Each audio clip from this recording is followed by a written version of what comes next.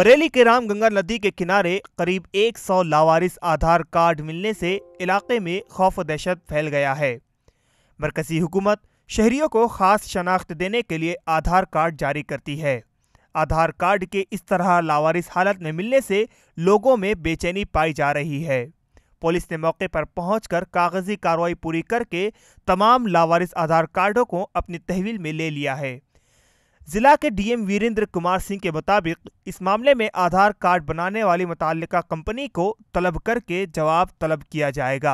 सवाल ये है कि आधार कार्ड के इस तरह लावारिस मिलने से शहरियों को दी जाने वाली यूनिक आइडेंटिटी कितनी मुसद्दका रह जाती है।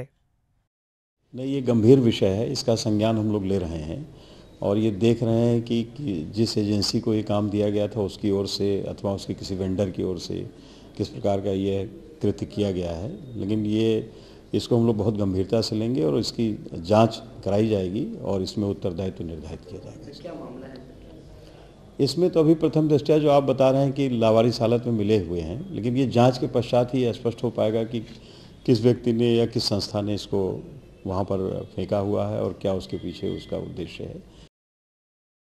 ईटीवी भारत के लिए मुस्तफीज अली खान की रिपोर्ट।